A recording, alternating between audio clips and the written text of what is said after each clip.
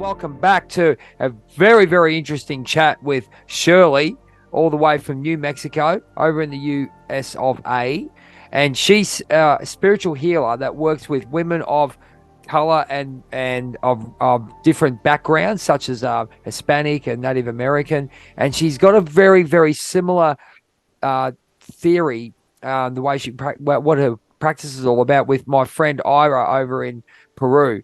They talk about the connection with the actual culture of the people that they work that they're brought into, and they have a very similar thoughts about mental illness as well. They're basically looking at mental illness, and I guess um, the way it connects to spirituality, if I want to put it that way. Because I said, I'm not a medical practitioner, but I have heard of a lot, especially Ira and yourself, Shirley. It's been an absolute eye opener to look at the way that modern society look at things, and the way that us in the spiritual realm look at things with regards to mental illness and different forms of, I guess, personality disorders, or if you want to put it that way, breakdowns, awakenings, depression, all those things that we've all been through, and we can all get out of. And you look at the way also a different perspective of some of the things, especially happening in, say, modern day,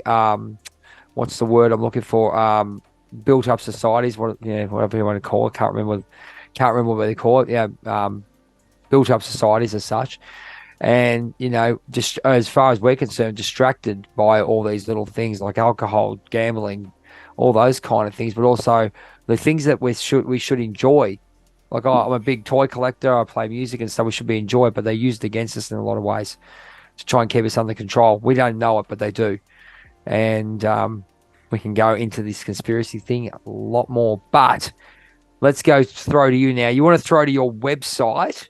That's your brand new website. And then, so do you want to tell us some of your socials and where they can find you, so we can put it up on the chat there when the video gets released? Sure. Well, my company is Shirley Tafari Counseling LLC, and I'm based in New Mexico, Albuquerque, New Mexico. And my website is shirleytafaritherapy.com. That's SHIRLEY. T as in Tom, A as in Africa, F as in Frank, A as in Africa, R as in ring, I as in ignition, Tafari. Shirley Tafari Counseling.com. So I'm sorry, that's ShirleyTafariTherapy.com, but my business is called Shirley Tafari Counseling LLC. I'll put that And at the I'm bottom. a licensed. I'll put that at the bottom. I'll put that at the bottom for you. Yes, I'm a licensed mental health counselor in New Mexico, and I'm in private practice, and I serve women of color in leadership positions. And I just find that it's so hard to find a clinician who's a person of color, especially in New Mexico, because there's only about, well, at least the population of African Americans in New Mexico is only 3%. So in the whole state. So there is there's more populated African American community in Albuquerque, which is where I live, but still it's still very hard to find African people, African diaspora people out in New Mexico.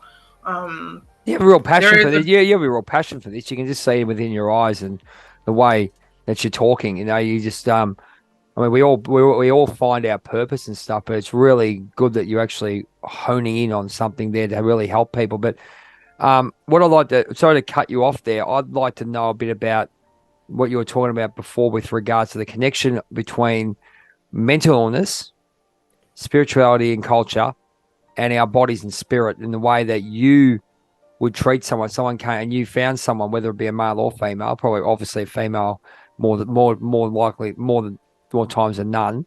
Tell us a little bit about when they come and see you, what are you going to offer, and why, and what great things you're going to do for them. Well, what I have found so profoundly in my own life is that if we don't address uh, self care in the practice of getting well, then there's little chance of really addressing it. We can throw it with medication, like so many psychiatrists do. We can throw it with interventions, but if a person doesn't really take vibrant self-care of themselves, then the chances of success of overcoming that mental challenge is not as great. So I really found that in my own life because I found that I was going through a mental health crisis, and the only way I could solve it was through having vibrant self-care. And so what I do is I was really burnt out from work. I was stressed out in my career. I What also was what did stressed. you what did you do for your career before you started this? I was actually still in the mental health field, but I was working in an outpatient mental health therapy Okay, cool. clinic, and I was working, 60 hours, 60, 70 hours a week. I had a long commute. It was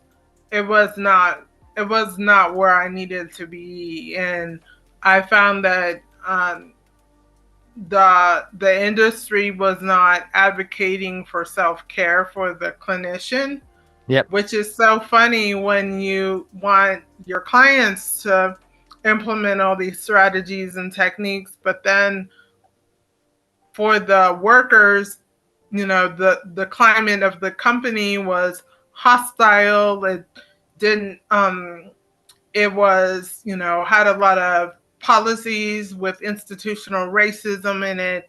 Oh, um okay. so there was, little movement upward the ladder to administrative positions. There was no mentorship for women or people of color. Is this There were is this just in your town? Sorry, your city there, Shirley, or is it you found that all over well, America this or is something? what we're finding is that Just for quickly, women of just quickly. Sorry, Ira just got back to me, so she'll get in contact with you. She just gave me a thumbs up. Uh, okay, great. and So while you're talking, I'll just shoot her your email. So you keep going, and this is great. This is exactly what I do. This is awesome. Loving it, loving it. Cool. Keep going.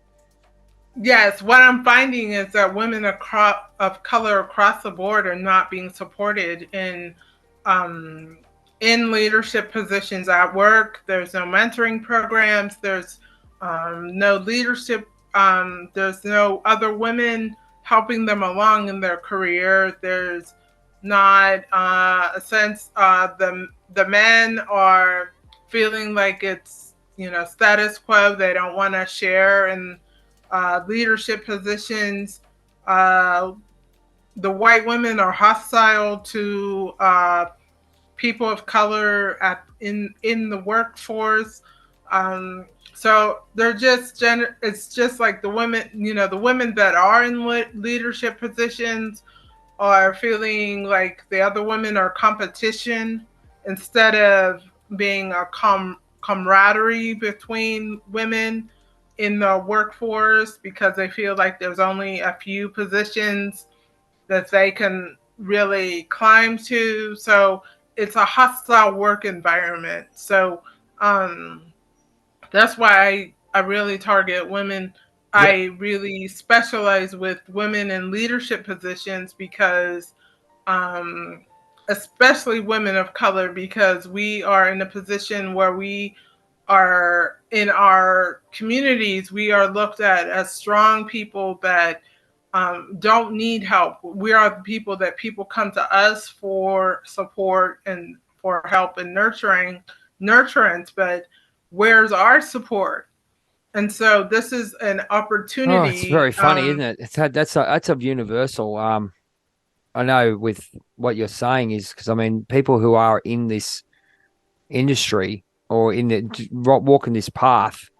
really need some support. I mean, just sorry to cut you off with that one, but I just had to say with a lot of the people that I've seen, I don't know about yourself, but having an outlet and talking to someone on your level. I mean, we got our great friends that Yes. are on our level, but we need people above the level, Shirley. And I think you're doing a wonderful thing with what you're doing over there because there's a lot of people, especially uh, different cultures, especially the Egyptians, the Thanagarians, the Native Americans, the Hispanic, the Aztecs, obviously the African Americans, who are really connected to the earth, really need guidance from people like yourself. So you're doing a wonderful job. Just sorry, I just had to say that. So yeah. Well, thank you so much, Jay. I appreciate that.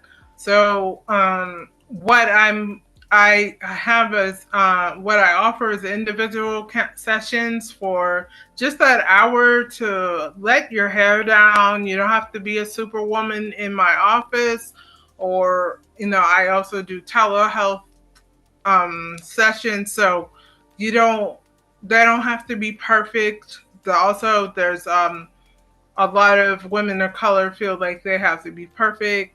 They have to have all the answers. They have to be strong. They have to be, so all of those things, they don't need to put a face on for me. They can be themselves. They can cry. They can do whatever needs to be done in that hour to face the world when they're done with my sessions. And so I'm also a MAP practitioner, which stands for Make All Things Possible.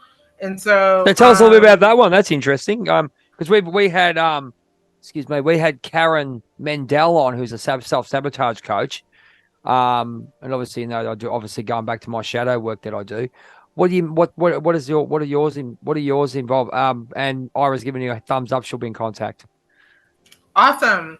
MAP stands for Make All Things Possible, and it's a modality that utilizes neutralizing traumatic events within a short period of time. It helps to rewire the brain, the neurotransmitters in the Okay. brain to different pathways. So, insights generally happen with a short period of time, and Yep. the emotion surrounded a traumatic event is lessened to practically nothing or even nothing within minutes. So, one session of really um, addressing the issues and think without even talking about it in a very gentle way. So the person does all the work. I just help to guide the person by talking to their highest self, their super conscious. And so I talk to their super conscious, and the super conscious does all the work, and within an hour they can be free from the trauma, or even maybe a few sessions if it's something that's really um, been long standing for a long period of time. But my therapy modalities, depression is solved within 3 to 6 months. So this is not something that I do for long periods of time. So, this is Do you go into just a the short commitment. do you go into the because I know to get over mine, I went through obviously now obviously I'm shadow work. I do the shadow work practicing shadow work workshops and therapy and sessions. I find that trauma based um, responses in the subconscious mind through to because of incidents happening, especially the ages of 0 to 7, have come up and really played a big part in who you are as a adult and not recognizing that these are triggers and you do go to these your drinking, your smoking, your drugs, and all that kind of stuff to find that inner happiness. And also, obviously, even with relationships, I mean, it stuffs people up relationship wise too. I mean, let's be honest. Do you go into that as well? Do you go into a little bit of that, or do you try and just or just explain how you do it? Really, I'm sort of waffling Well, now. see, whatever the person finds that they need to neutralize, I let I let the client lead. So Okay. There might be something that happened in their childhood. I use muscle checking to um, maybe address a time period in their life that they focus on a number. Maybe it would be 12. So maybe something happened at age 12 or maybe at age 7. But I don't have them discuss or talk about it with me. I let them work it out in their own brain, and Okay. so they experience relief, and I don't go into any specifics. They don't bring up any trauma to me. You Okay. know, they do all the work, and I just bring talk to their superconscious about um neutralizing the event, and all that stuff like that. So it's So a do very you? gentle. Okay, it is very. It sounds very gentle, dude. Because with the shadow work, we actually recognize. We don't try to get rid of it, but we recognize and then we work out exactly what emotions being put upon it, and we just try and heal that in a child by saying everything's all right, la da da da da, go on, and then try and change that pattern response by choice, by conscious choice. Say instead of going left, you go right. Is that pretty much how you go with your about your business, or? No, this is more. I mean, I reckon I help the client to recognize the emotion that's most prevalent. I just work on speaking to the super conscious, and they do all the work. So I just give them the space to heal, and the energy. And I also am a Reiki practitioner. I'm a Reiki master. So Yep. I help the I help to send them energy during the process, and just do they do all the work. So It's a we case of don't really. yep. Yeah, it's a very non-invasive approach. It's Oh, it's good. we It's good. Yeah, so it incorporates. Sometimes I might do EMDR or EFT tapping in the session. Those are part of the protocol, but it's not necessary. The superconscious leads me to whatever interventions I need to use. Sometimes we use colors, sometimes we use numbers, Okay. sometimes Because the way it I could be a whole variety of different interventions, but the superconscious leads me to what interventions to use. because I just basically with mine, I look at them going into and feeling the response and the trauma and the block that you come into. So if you're insecure and you're pulling that through life, you go, where did it start? We try to heal it in a way by using journaling. We use positive affirmations, but we also use affirmations for each of the chakras. Talk through it, understand it, but also really stand up to it, I guess, in some ways, and be the brave and bold, I guess, and take the little boy or little girl by the hand and say it's okay. And Yes, that's such crucial work as well. This is a lot different modality. This is about um, integrating parts. So yep, we integrate parts of the person I get where that you. was that needs to be addressed. Okay, fantastic. Yeah, this is why, as I said, ladies and gentlemen, this is what I do. What I do is I sit there really interested in seeing we've all got the same sort of purpose for the people to live their dream, live their purpose, and become better people, and understand the restrictions that we've been through, and understand where we are physically, and then where we are spiritually. And spirituality and mindfulness and all that, all these words have been thrown around willy nilly these days, as far as I'm concerned, and they have a deeper meaning and a deeper purpose. And Shirley and I just, from what you've talked about, Shirley, you can see exactly why a lot of us get upset with what happens out in the real world, where they just they throw these words around without actually understanding the deeper meaning or feeling deeper meaningful purpose of how important these are in our life.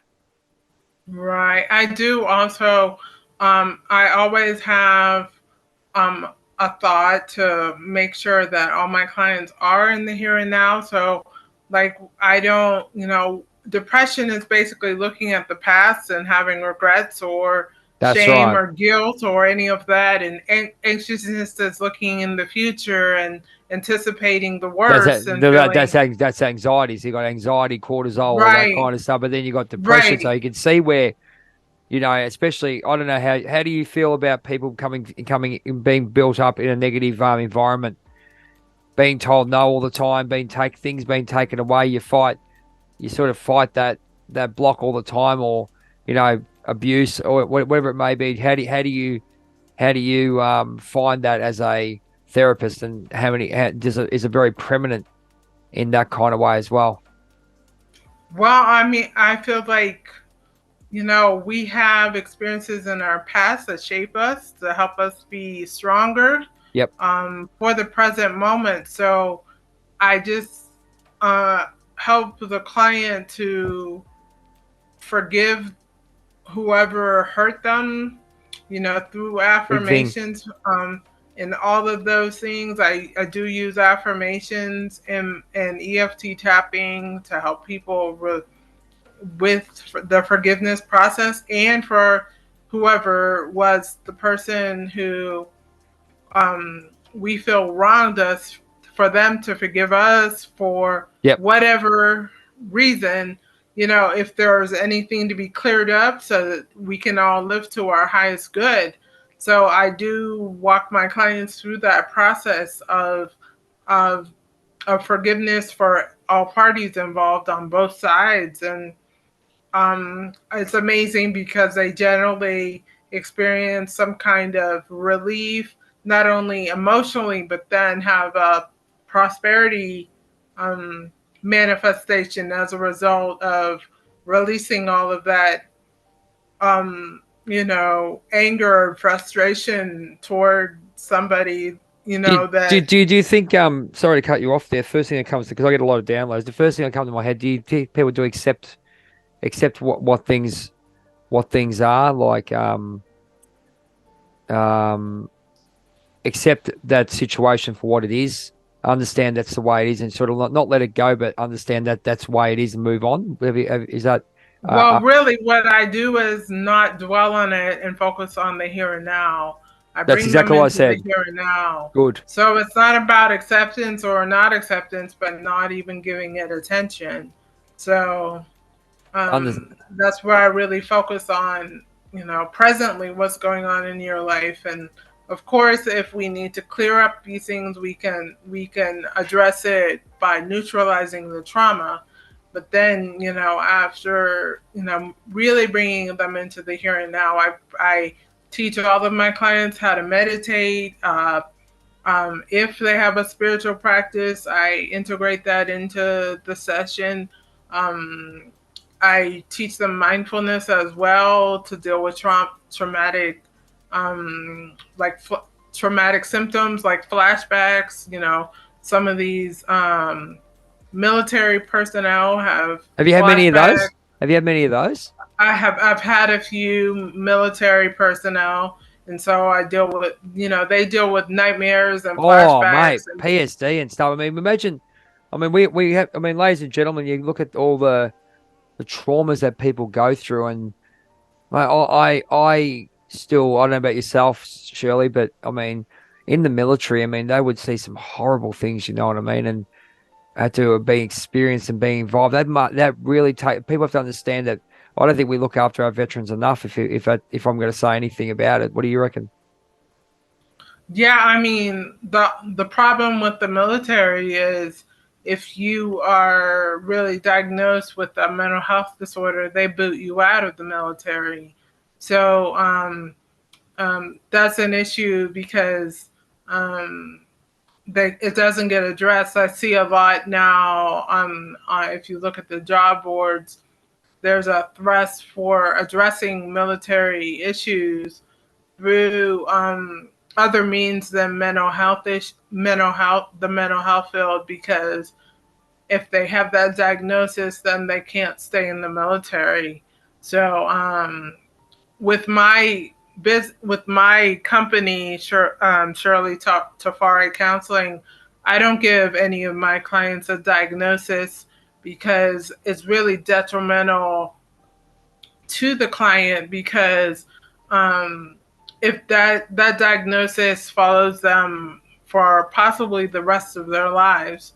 And so when people don't realize, when they're going to a clinician and they they don't want to pay out of pocket because they want their insurance company to pay for it. Well, your insurance company has the rights to the notes of the session. They have the rights to say how many sessions you have, or even dictate what therapists you have. So those are all things that I don't deal with because I don't feel like it's in the best interest of my clients to have a diagnosis haunt them for the rest of their lives after they're done with therapy and the issue has been resolved. So those are some of the things to consider when dealing with insurance companies and mental health issues, because when, at least in the United States, insurance companies will continue to have those records, and you don't have the privacy like you would want. You know, your clinician gives you privacy in the session, but then the insurance companies have all those records. I was just looking up someone there, just before what you were saying um, about mental health and different stages of trauma and the way they look at things. Can I just get your opinion? We were talking off air about a little bit. Can you just elaborate about mental health and these? You were talking about depression as being looked at different looked at differently in different cultures. And I'm just looking it up now, and I thought it's really interesting. Could you give us an idea of when you get someone with an African culture, because they know that they're connected to the earth? What do you how do you oh, I wouldn't say diagnose it, but Well, how do you go about it? Yeah, it's just just well, something I looked up to see. what I was saying, Jay, is that it just presents differently. It's more of, in the with people of color, generally depression presents differently Yep, because, one thing is, for generally for a lot of people with depression, they might have a low mood. Well, it might not present as a low mood with an African American, but more just irritability. yep. So they might just, it might seem like they are maybe angry or frustrated or maybe rude, but they're actually experiencing depression. They might actually get to work every day and have a smile on their face, but really inside are crying and hurt inside, and not expressing that because they feel that they cannot express their emotions, or they have to be strong. Like, I have this one client who's a Latina, and she always talks about, how therapy is looked at in her community as, weak. I'm weak, and those kinds of things were preventing her from initially engaging in seeking out therapy, because she wanted to be presented and have the image of being the strong woman, and especially as a single woman, that was something that she really identified with, was being a strong woman.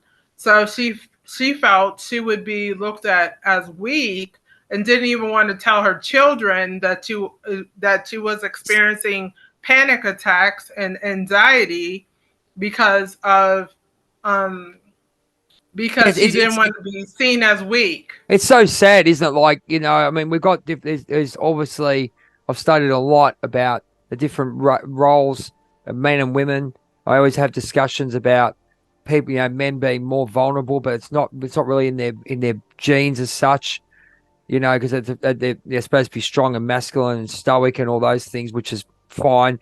There comes a time when I think it's all about the person, you know, and society's so judgmental, which you just said, it made me pretty sad, because you don't want to be saying, "Oh, I don't want to look like that," but there's a way of going about it and being in a safe space with people to go about it. And this is what you're providing, which is amazing. So we thank you very much. I think, to be part of our community. I mean, it's great to have all of us here to really help these people through and understand, males, females, whatever it may be, isn't it?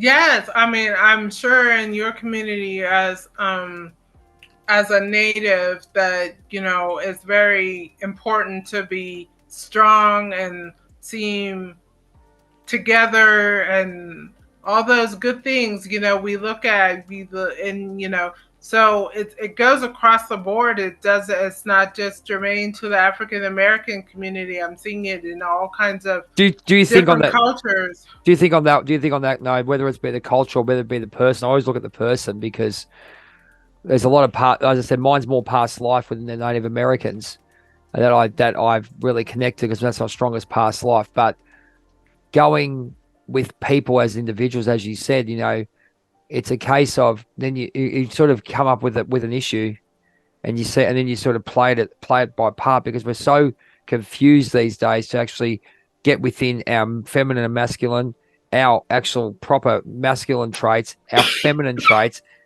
masculine traits are going down. They're changing the actual perception of things, which is driving everyone mad.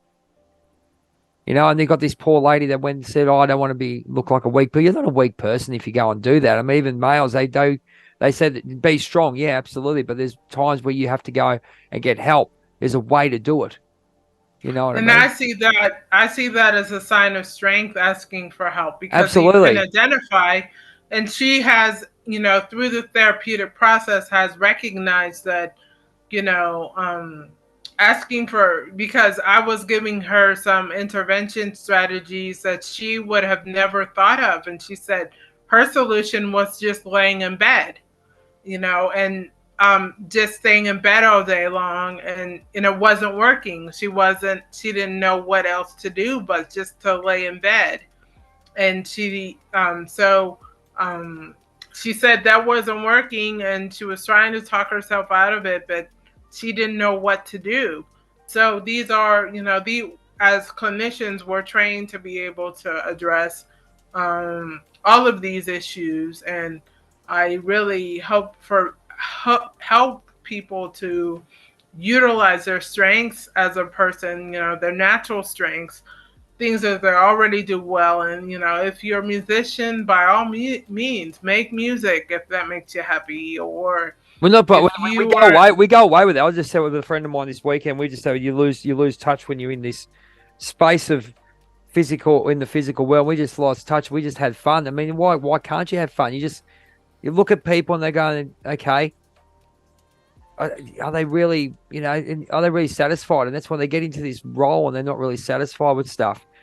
We've got about 2 minutes to go there, Shirley. This has been an amazing chat. It really has. I'm so grateful to have you in my life with what you're doing and yeah, being a part of our community that of people that are coming on board the Jay and Jackie 1111 Spiritual Transit podcast interview sessions. And it's just really great that both of us are doing something for the community to get our word out there and help people. yes, it's so and like it's so great to be on this podcast, Jay. And I love the work that you do, and feel very honored to be a part of it. So there's not a lot of um, people that I come across that are doing their purpose, and within the cultural realms Yeah. and spiritual realms, and and advocating for others to do those things. So it's a great honor to be a part of this. Oh, thank Thank you you so so. much. No, no, thank you. And on behalf of my partner Jackie, um, as I said, we're just here to give this opportunity. So for the last, just want to give us another quick rundown, really quickly, where they can find you. You can see that there we've put out her Shirley's email, her website down the bottom here where you can talk while we've been talking. So you can definitely contact her via the website. We have an email. Is it okay to give our email out as well there, Shirley? Do you want to? Yes, my business email is Shirley at shirleytafari.com. And once again, my website is shirleytafaritherapy.com. And my phone number is 505-587-2729. 2278 with a 1 in front. And that's in Albuquerque, New Mexico, USA. Thank you so much, Jay. It's been a pleasure, and always Jackie and I always send off, as we do, for our hero Bret the Hitman Hart, former WWF champion, Canadian hero. We always say when you get up in the morning, and he always said, get up and be the best there is, best there was, best there ever will be. Shirley, it's been a pleasure. I'll contact you very soon, and I will be in contact as well. And so will Jackie. Thank you so much. Very blessed to know you. Thank you very much. Thank you. See you later, and have a great day, ladies and gentlemen, from the 1111 Spiritual Transit Podcast.